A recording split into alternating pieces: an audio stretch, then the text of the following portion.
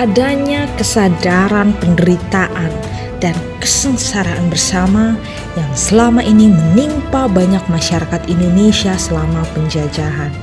Maka dibentuklah pergerakan nasional sebagai wujud protes atas penindasan kaum kolonial kepada rakyat Indonesia.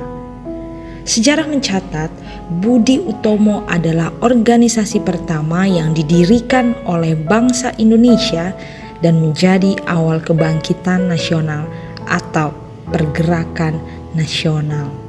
Lahirnya Budi Utomo pada tahun 1908 ikut mempengaruhi pendirian organisasi pemuda daerah di tanah air seperti Jong Java, Jong Ambon, Jong Batak, Pemuda Betawi, dan lain-lain.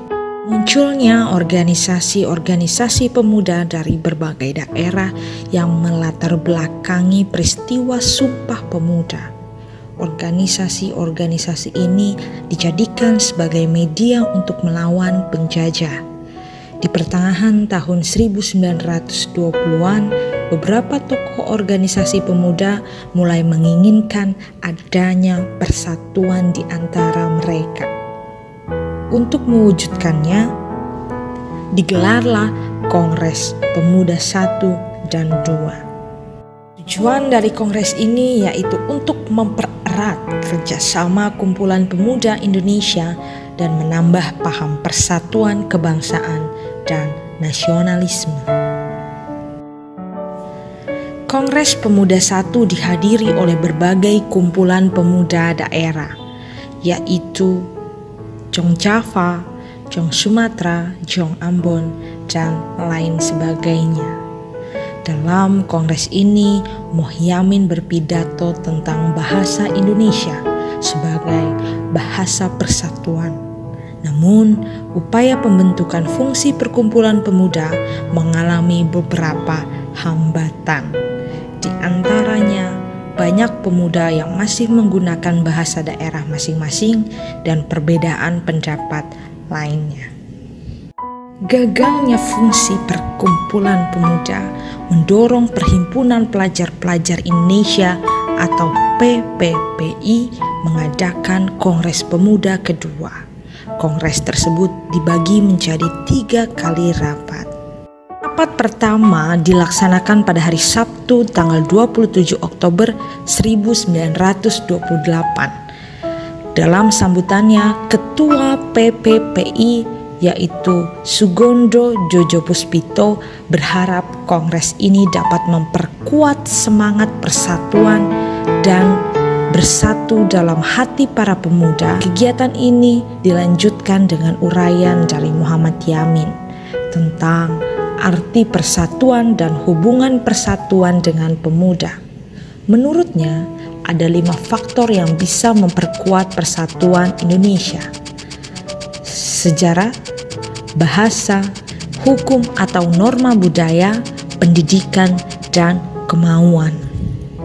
Rapat kedua dilaksanakan pada hari Minggu tanggal 28 Oktober 1928. Dalam rapat kali ini membahas mengenai masalah pendidikan. Purnomo Wulan dan Sarmidi berpendapat bahwa anak harus mendapat pendidikan kebangsaan dan keseimbangan pendidikan yang ada di sekolah maupun di rumah. Anak juga mesti dididik secara demokratis, yang artinya mendapatkan hak, kewajiban, dan perlakuan yang sama. Pada rapat penutup di hari yang sama, Sunario menjelaskan pentingnya nasionalisme atau cinta tanah air dan demokrasi. Sebelum kongres ditutup, diperdengarkan lagu Indonesia Raya karya Wage Rudolf Supratman yang ditetapkan sebagai lagu kebangsaan. Lagu ini dimainkan menggunakan biola tanpa syair dan lagu tersebut disambut meriah oleh seluruh peserta kongres. Kemudian kongres ditutup dengan mengumumkan rumusan hasil kongres yang diucapkan sebagai sumpah setia oleh pemuda yang hadir. Rumusan ini diketik oleh Muhammad Yamin. Sumpah Pemuda.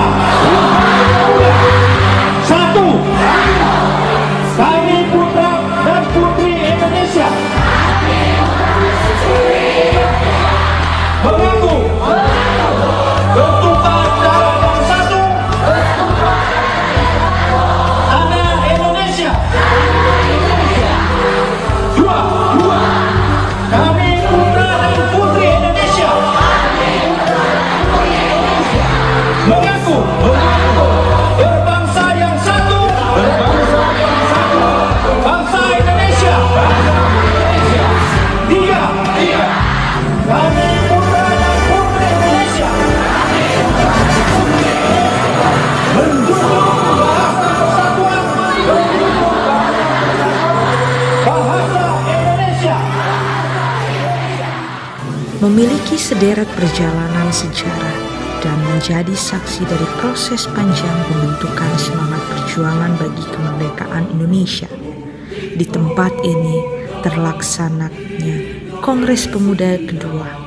Sendi-sendi dasar peraturan Indonesia didiskusikan, dirumuskan untuk kemudian diikrarkan melalui peristiwa Sumpah Pemuda.